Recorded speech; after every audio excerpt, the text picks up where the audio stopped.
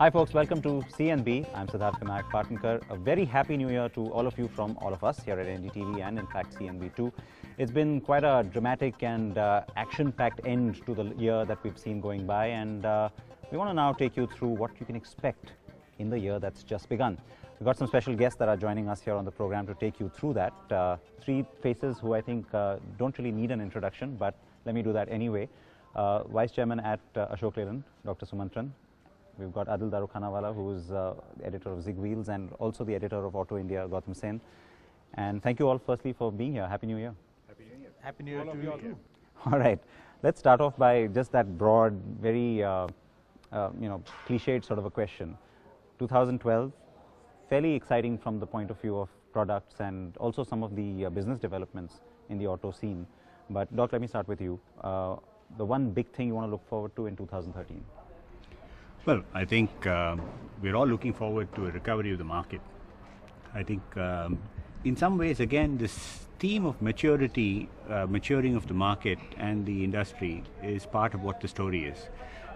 Mature markets go through up and down cycles, and I think we will not be spared up and down cycles. For sure. But as you said, the momentum is there, the momentum with products, attention from global manufacturers. I think the only element of dampness last year was the rather sluggish market. And I think this is true for the Indian economy, and it's certainly true for the auto industry. We really hope that this will be a year of comeback. Heaven knows we have enough consumers, and they're all raring to go. So I hope that happens. Fair enough. Gautam, the big thing to look forward to? Well, the fact that there are new brands coming into India, I think that's a very interesting point, because it shows the market's not matured. If you don't have we have a situation where there's still brands which can come into this country, because when the maturity has been reached, when you have all brands that's possible to be in this country. But all groups are here, except for PSA. I think all groups are here. Is not there. The fact is, brands like, of course, the fact that Datsun, okay, Jeep. And Jeep's coming back. Starts with exactly. us. Yeah. And the other thing is about Jeep coming back to India in a sense. Yeah. So I think to that extent, that is something to look forward to. I'm sure when new brands or new products or anything comes, there's always excitement. With excitement comes the fact that, again, the desire to probably go out and look at again purchasing, etc., which otherwise have been postponed. So I think and the fact that there have been, of course, new product launches which are also to look forward to. I'm sure combined with all that, I think there are. Let's say, put it this way, fairly optimistic that 2013 will turn out across much the better. whole spectrum, so there's no question. So it's not going to be that one, we've had the year of the SUV, the year of the sport bike, the year of the sedan, compact sedan. I think we have now got across with such a wide canvas from all the manufacturers to play for. You cannot just have one segment supposed to do everything in the year. It's going to be spread across the board, and I think that's really great. And what Gautam said about Jeep, it's a completely different Jeep we are going to experience. It's not going to be the small mountain goat crawler sort of Jeep which we all grew up with. It's going to be big, expensive, very powerful, and completely at the upper end of the scale. And what's interesting is... And it's coming from Fiat again, so that's a big question. Nothing to laugh about. No, but Fiat itself is going to try and do a big turnaround, right? I mean, and with Jeep, they've said that, we got the two big CBU models coming, and then after that we are going to address, the basic sort of compact end of the SUV market as well. That's encouraging. For sure. I think India particularly is beginning to see unique value in this small SUV, small crossover, small MPV segment. And I think perhaps it reflects a lot of our customers and what they're looking for. Obviously, we do like space. We don't like very big vehicles. Our cities and roads can't take very big vehicles. I don't always know that.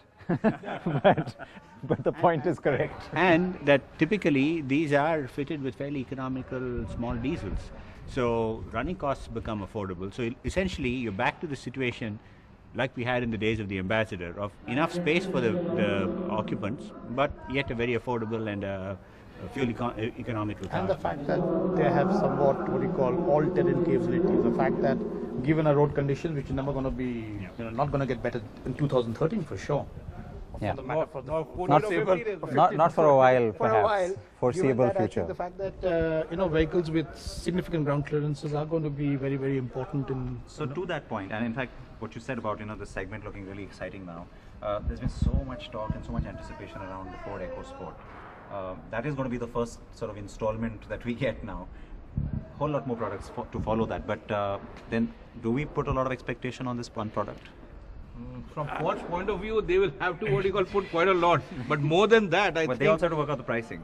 That's that's exactly the point. they have to know. which is what I wanna ask No, you. but more important, they have to work out their attitude and their approach. I think what happens, you cannot have a peak and valley sort of thing.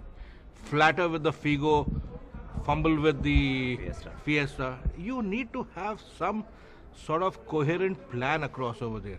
And you cannot keep on patting yourself on your back before the car is proved in the market. Actually speaking, that's where most of the American attitudes towards markets like India happen. They cannot teach the Indian consumer things about value. They can teach the Indian consumer many things, but in the garb of teaching him about value, they miss the point. But I think along with the EcoSport itself must be viewed in the context of the Duster already being here and the Quanta being here. And I believe, at least from what we've learned, people like Volkswagen, Skoda are looking at cross Polos and cross Fabias. Absolutely. So I think we will start to see a spectrum of products which are kind of a one segment below crossovers as we've known them. And you're finding a lot of activity at the economy end, and you're having a lot of activity at the premium end. In India, I think uniquely because of the spending power and the demographics, it's very sharp. And I think it's a very difficult product to place in the 12 to 20 lakh segment anymore if you're not premium. But Doc, also in that 12 to 20 lakh segment is where we are expecting to see the large volumes coming also, in the sense that, this whole talk about how India is 3/4 small car market and everything else doesn't really, they all have a smaller pie to fight for. But now this is the segment where you're starting to see a lot of growth, volume-wise. What do people like, or companies like Hyundai, Tata and Maruti have to do to become more relevant in that space? Hyundai to some extent has managed that. But Tata and Maruti? Global winners, Corolla, Civic, any other market, they're guaranteed winners. In India, they're struggling.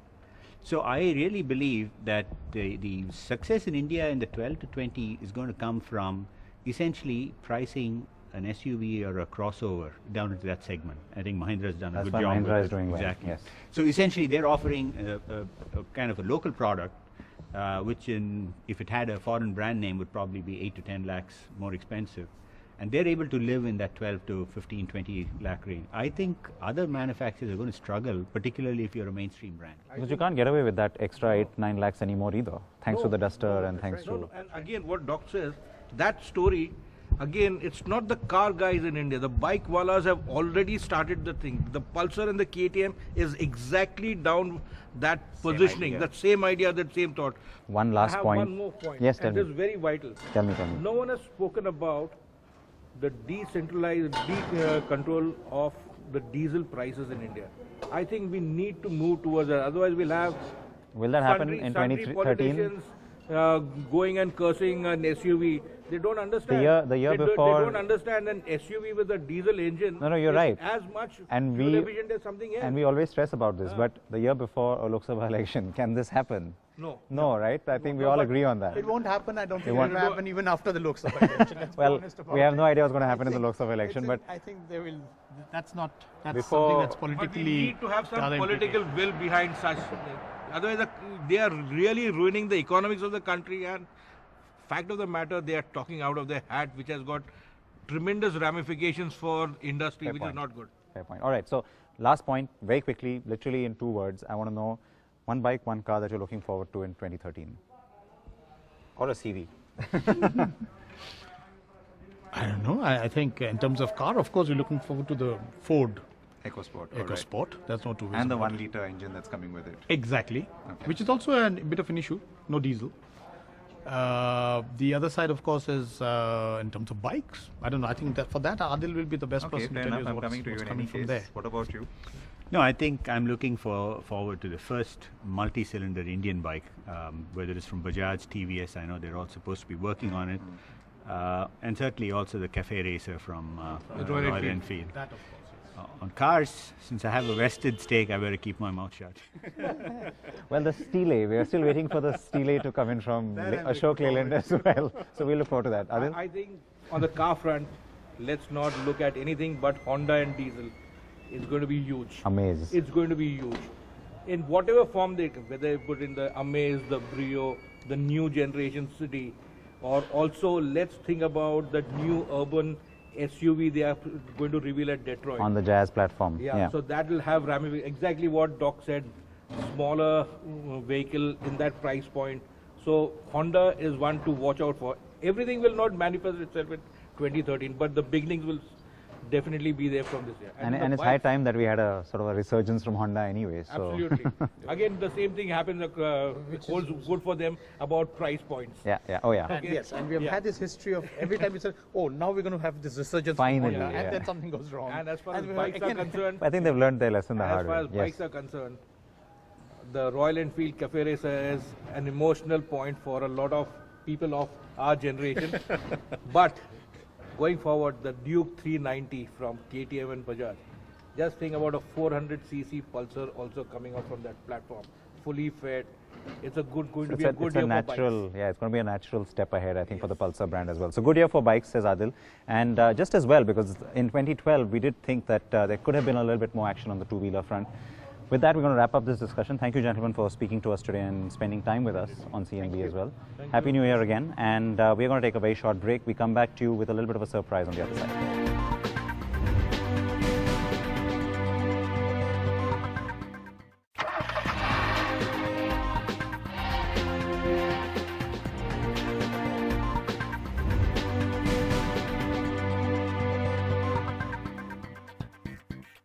Welcome back to CNB. It's time for us to include one more special guest before I move on to that surprise that I told you about. That's of course a special car that's coming up, but our special guest is Mr. Michael Peschke from Audi India. Hi Mike, and a very happy new year to you. Yeah, thanks as usual. I love to interact with you, you know that. So maybe I can give you some interesting insights for your viewers.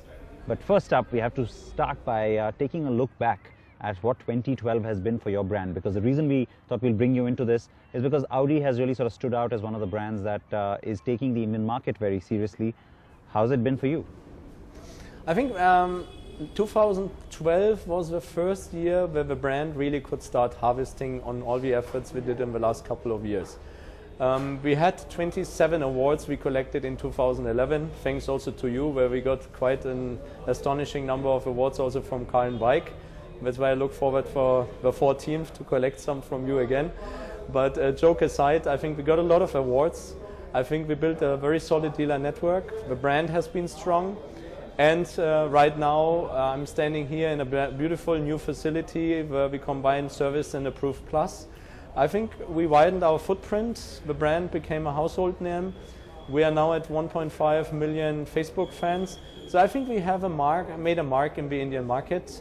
And we are now not only equally considered than to maybe the other two German players, but I think we are now standing out. And people know what Audi stands for. And with the products like the Q3, the A4, the A8, the A6, which was launched last year, I think in all segments we were able to perform very well. And I think that together, many pieces of the puzzle formed a beautiful success picture for 2012. The inevitable question has to be asked. Is being number one in the Indian market in the luxury space a definite target for you? Well, you know, we've been interacting many times on that question, and for me, the number one goes beyond the volume. I think you can be number one in volume, but that does not necessarily relate to commercial success. We want to be, first of all, number one in regards of aspiration and relevance to the Indian consumer. Secondly, of course, we want to have commercial success. We are number one in the social media space with 1.5 million fans. We are leading with Twitter. We are leading with external sources who give us credits and various analysis. But at the end of the day, it's a whole package. And I want to be at the same time aspirational, means the number one player because people want to associate with a brand. But I want to also be accessible. And I think we also made a big step forward this year of our regional reach. So today we are in 25 locations all around the country. And I think the package needs to be right. If the package is right, then volume will follow. And I would rather say volume is a result of your activities rather than the single most objective. I think what a lot of our viewers and a lot of the consumers want to know is, will you see more volumes-oriented models coming from Audi then? Of course, the A3 tops that list. Well, as I said, A3 is definitely one of the most researched products we are doing on analysis. If you ask me on the body type, I'm more a fan of the A3 sedan than the Sportback, because I'm a little bit apprehensive about whether a Sportback, hatchback concept works in India already today in the luxury segment. But if you ask me about my overall strategy, I think it's all about consistency. When you look at what I told you 2.5 years ago and what we're telling today, for me the success factor in India, it's an endurance race. We're still in homeopathic numbers compared to a market like China. We need to be consistent with a product range, with a brand, with a product strategy, with a network reach, and we need to deliver the brand promise at every single touch point we have, including our dealer network, including our service network, and including our marketing events. You've also gone big on the used car business. It's finally an entry from Audi we're seeing on that front. Tell us a little bit more about that. I think, coming back to what I told you, I think the extension of the reach of a brand, the Approved Plus concept has a very dominant factor. Because for many Indians in the next 3 to 5 years, the first Audi might not be a new Audi, but it might be an Approved Plus Audi. It might be customers who go out shopping for a 15 to 25 lakh car, and we might not have the exact offering which we're looking for. And then we find maybe that a 1.5-year-old A4 with little mileage guarantee and all backups of a brand might just fit the bill perfectly fine. People will not see whether it's a used or a new car. And so we want to match the new car experience with the used car experience, and don't want the customer feel any different whether he buys an Approved Plus or a brand new Audi. He will get the same level of service commitment. And especially Delhi for us an ideal market. We have more than 6,500 customers already in Delhi. So there's a good supply side of available Audis. And we want next year to trade in at least 5 to 10% of our national sales volume with Approved Plus customers who buy an Approved Plus car, and also of customers who have an Audi and sell it to us and through us. So basically we have a product extension with the Approved Plus, and we reach out to a new target audience. And it becomes part of a brand building exercise. All right, Michael, plenty to look forward to from Audi. Thanks for joining us today on the program, and all the very best to you in 2013. Thank you. And I look forward to see you soon, and maybe do a more in-depth story on 2012, where I can share some more insights with you. And also I wish you all the best for 2013. And you know, Car and Bike Show is my favorite TV show. So I'm looking for some more groundbreaking ideas you realize next year. That was Michael Peschke telling us all about Audi's plans. But now let's quickly move on and bring you that car that you've been waiting for. It's in fact a car that a lot of you have written in and have asked to see on the program, which is why we thought we'll begin the new year in style with the brand new generation Porsche 911.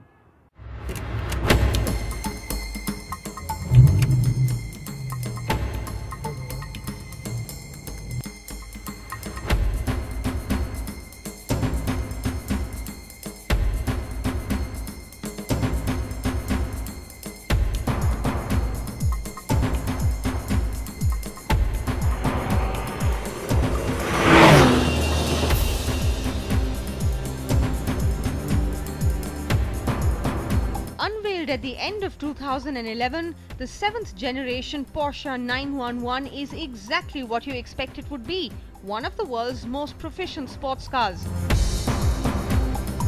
The 911 maintains its looks, the very classic Porsche lines and stance, and that's intentional of course. The 911 is distinctly recognizable, and since the very first 911 in 1963, the car has looked somewhat similar.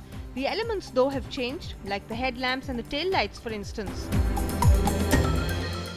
Pretty apt license plate. We got a little bit lucky with this car, I'd say. Now, when the car first came out several months ago, critics argued that you've taken that 911 point and stretched it, quite literally, a little bit too much. Because, of course, the car got longer, the wheelbase got a little bit stretched, and the concern was that that's going to affect the driving dynamic, the true character of a 911. Spent a fair amount of time with this car now, folks, and the good news? Nothing of the sort is true. And so Thank God for that, because the car also maintains the classic 911 looks in terms of just the way the fender comes up, the nice sloping coupe roofline, all very typical of the 911. And yet it adds in a few nice little characters too, nice big 20-inch wheels on this Carrera, and that looks pretty sharp, I have to say. And of course at the rear, the tail lights also very smartly done in LED, very contemporary. And then you've got this bit of a surprise. Now that pop-up spoiler looks pretty sexy, I have to say, but it's also of course there for a reason. Pops up on its own at higher speeds to increase downforce, and overall the car looks contemporary, looks really exciting and very attractive, and yet looks every bit the 911.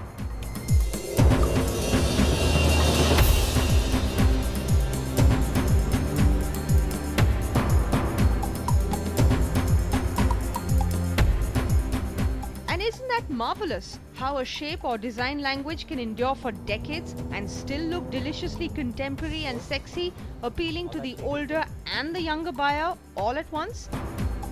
But the 911 is hardly all about its looks. No siree, it's all about the vroom. The car has enough onboard electronics to make the Starship Enterprise feel bare. They help govern not just the on-road character and handling, but also other driving dynamics like throttle response and so on. The first thing that strikes you when you begin driving this little Hornet is that the added 100 mm to the wheelbase or even the 70 mm overall to the length do not show up at all. The car is taut, precise, and just a bundle of fun to drive. The Yamuna Expressway, where we were driving this car, has several uneven sections and joints since it is a concrete road, which made the drive less exhilarating than a smooth tarmac road would have afforded, but aside from that finicky detail, the drive was splendid. Now to a lot of people, when they're driving a car like this one or they're getting into one, the expectation is all about that great sound of the engine behind you and of course all the performance that lies ahead of you. But very often we tend to forget or disregard just the kind of work that goes into these cars, what the engineers do to bring you that experience. And with each generation of the 911 and cars like this, it just gets better and better. You just get astounded as to just how sweet it gets in terms of just the kind of work and just the kind of overall equation they managed to put together for you. It's a lot of fun and it sounds even better.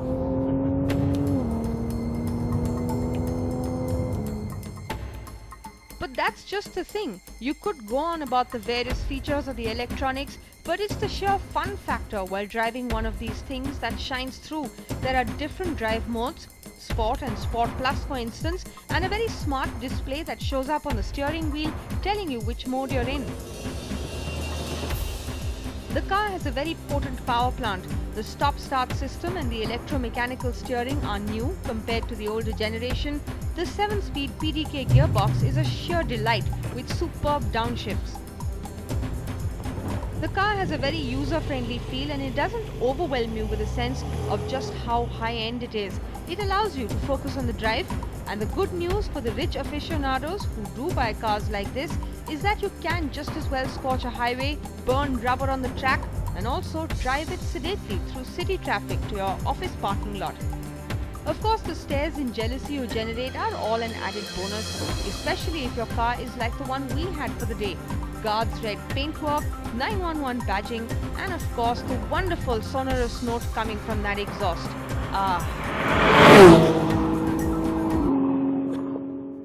The new year has kicked off in style on CNB, and of course that means that the year is going to be pretty busy for us. We've got lots to look forward to. Bikes from TVS, from Hero, from Bajaj. There's going to be, of course, lots of action in the SUV space as well, as Michael was mentioning there. And not to forget the EcoSport. We're still waiting for that car. And then the Datsun brand comes to India. So all of that will be on CNB. Stay with the NDTV network for all your news. Stay with CNB for all the auto news.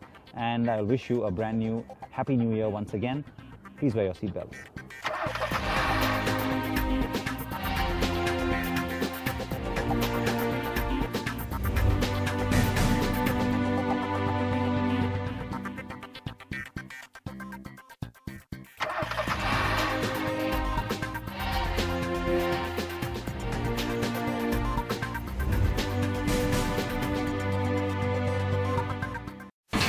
India's #1 news app. Just got even better. Download NDTV's new app. Fully optimized for retina display. Full screen view. Faster response time. And Sudoku. NDTV's new iPad app. Download now.